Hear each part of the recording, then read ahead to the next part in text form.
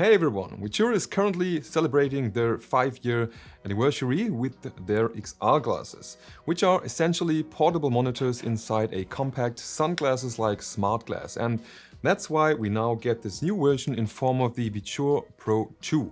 Overall, it's a bit stripped down in terms of features, but at $299 it will be as cheap as no other VITURE model before it. And today, as always, we're gonna talk about the pros, but also about the cons and issues with this new model, just like in my previous reviews of the VITURE glasses. Just really quick for anyone who doesn't know anything about this yet. You just simply connect these kind of glasses via USB-C to one of very many compatible devices, like for example a gaming handheld, and then you instantly see the picture floating right in front of you as a huge, roughly 140-inch monitor at a distance of about 3 meters. This is not a VR-like experience, it's more like a massive private monitor to go with internal speakers. The focus for this model here really lies on a cheaper and simplified, but therefore at the same time slightly lighter, slimmer and more comfortable execution compared to previous VITURE XR glasses. According to VITURE, supposedly the thinnest XR glasses on the market. But that also means some features are missing here, like for example the electrochromatic film to dim or brighten the lenses in bright environments directly inside of the glasses. Instead, a blackout shade like this here is now included in the box, because due to this missing feature, you can now actually see a miniature version of the streamed content from the front, which the wearer of the glasses is seeing, and this way you can cover this up. The technical specs are pretty similar to previous versions. Inside of here we have a Full HD Micro OLED display from Sony with up to really very bright 1600 nits at a maximum 120 Hz refresh rate. But it seriously gets so bright that I usually don't even use the full brightness myself. The colors inside of here are typical for OLED, very rich again, and the contrast is excellent. Thanks to the 120 Hz, it's also very well suited for gaming. Overall, that roughly matches what we already saw in the Luma lineup from last year. What is not integrated into the VITURE Pro here also is a 3DOF mode, stands for 3 degrees of freedom, and also no camera, meaning you therefore cannot firmly pin the image in the virtual space without additional tools. And the screen or the picture inside here will therefore follow every tiny movement of your head. That was really pleasant on the previous VITURE Beast model with its built-in Smart Follow mode. However, you can still solve this problem if you use the free official Spacewalker app from VITURE, which is available for macOS, PC and Android. With that app, you can also use other features besides a 3DOF like multiple monitors or a large simulated ultra-wide screen. That one is available in a new and improved version since the beginning of this week, and it actually worked flawlessly in the test on my laptop. But you have to be clear about the fact that with multiple monitors, the part of the image that you are currently not looking at will always be cut off, meaning even with a virtual ultra-wide screen, we will always only see a portion of this screen inside of the glasses. But also the 3D mode, which turns even regular 2D movie material like from Netflix and others into 3D, is still possible in here using the official immersive 3D app for Windows and Apple Mac devices. And I was actually able to use that successfully. It worked well and is honestly a ton of fun, especially for movies and shows. For gaming, however, you should definitely have some pretty powerful hardware starting from an NVIDIA RTX 4060 and upwards. Whatever the case, if you last tried this like 1 to 2 years ago, definitely give it another look, even with older VITURE glasses. I think they really improved that over the years. In a direct size comparison with its predecessor in the form of the VITURE Luma Pro, for example, you can see that the new version here is quite a bit narrower. Compared to simple sunglasses, however, like here, it is definitely still noticeably bulkier. You can also slightly feel that in the weight, and you now only have around 67 gram on your face, although, to be honest, I never found the 84 gram of the Luma Pro, for example, or even the 96 gram of the VITURE Beast problematic at all. Compared to a real VR headset, which is much heavier, it just feels like a normal pair of sunglasses. The build quality is pretty good again overall, but especially the matte material can quickly get a bit smudgy around the eyebrows if you have oily skin. All in all, the wearing comfort is actually pretty good. Also, thanks to the flexible arms at the back, whose angle you can also adjust once more. The nose pads can now also be fixed in 3 different positions each, and even up to -5 diopters per eye can once again be individually adjusted right up here on the glasses, which should make glasses or contact lens wearers quite happy. For higher diopters, however, you'll need a separately available adapter for prescription lenses once more. VITURE also claims that they completely overhauled the optics.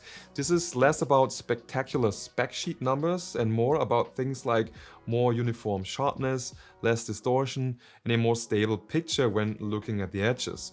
Whether that actually results in less eye strain like they claim in the end, I obviously can't verify objectively, but the idea behind it at least sounds reasonable, also from a technical standpoint. An important point that I always have to mention with XR/AR glasses though, depending on the user's face shape, it can definitely happen that you cannot see the entire screen in here completely at all times, but rather that 2 of the corners are slightly cut off, either the top ones or the bottom ones.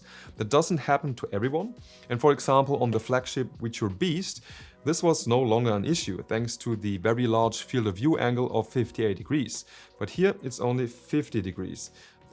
Again, and I, for example, have to use the smallest of the 3 included nose pads or adapters here, so the glasses are as close to my face as possible so I can like look through a window and see everything inside. And what I found out, as stupid as it might sound, but using wax earplugs or something similar, I was actually able to DIY an even better adapter for myself here, like just press it on the place of the adapter, which A, was more comfortable to wear, and B, allowed me to see the screen even better in one piece. One cost-saving measure here, definitely owed to the lower budget, are the new speakers, which are now not from Harman Kardon anymore like before. You can also feel that in direct comparison that the sound is just not quite as crisp anymore and overall a bit quieter.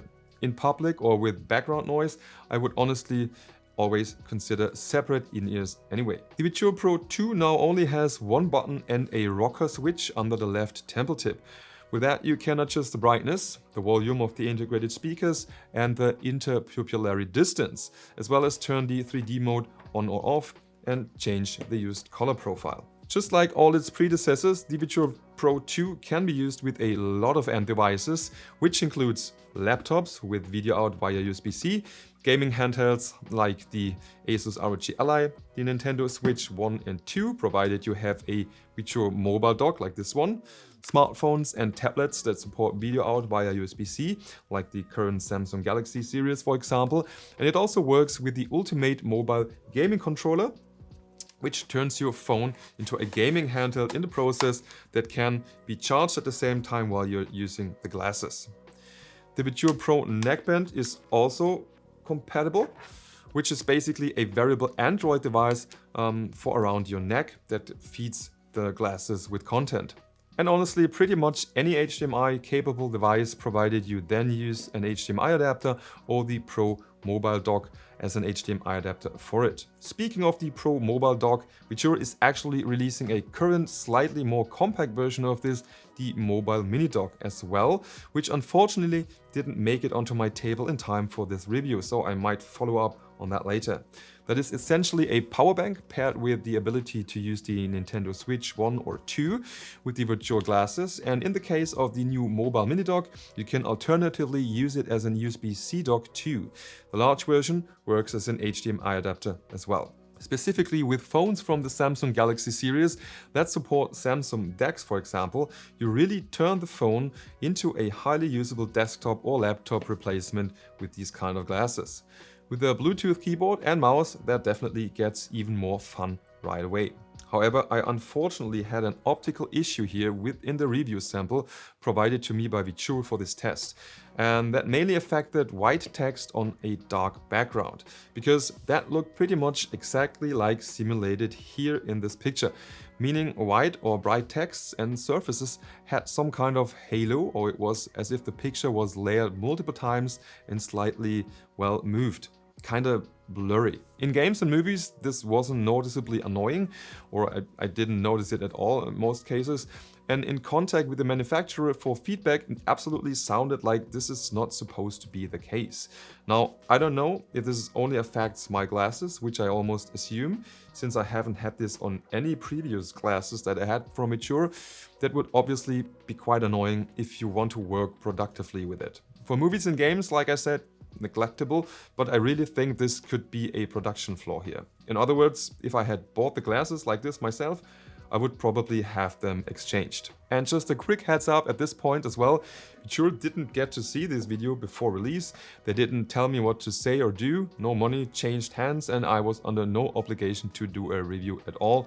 And as you can see, this doesn't stop me from mentioning flaws as well. Alright, and even though this isn't relevant to the function, I briefly wanted to mention that the packaging is once again very nicely done, typical for VITURE. The unboxing is genuinely fun, and once again you get a sturdy, fitting transport case and some well-designed manuals and documentation. Overall, the VITURE Pro 2 is definitely comparable to previous models, and all of that at a now heavily reduced initial price of only $299. For an entry-level device, just to see if this kind of stuff is up your alley in general, is absolutely a good option. Especially for gaming handhelds, the Nintendo Switch, or even for smartphones to game and watch movies on, this is a ton of fun. And especially laying down, the whole thing is outrageously comfortable once again. In my opinion, you get the best package in the VITURE Beast, but of course that comes with a slightly higher price tag of around $550 before discounts. If you feel like trying out the VITURE Pro 2 for yourself, feel free to use the links in the description and see if my discount code Hubwood is already valid for the new glasses. Just give it a try. Either way, it won't be any more expensive for you, but I get a little kickback, which obviously helps my two channels a lot. Thanks for that. And that's already it for today's video. If you like the content, feel free to leave a like and or subscribe to the channel so you won't miss follow-up videos on the VITURE Pro 2 and general content around gaming handhelds, laptops and the like in the future. Thanks for watching until the very end. See you next time. Bye bye and tschüss.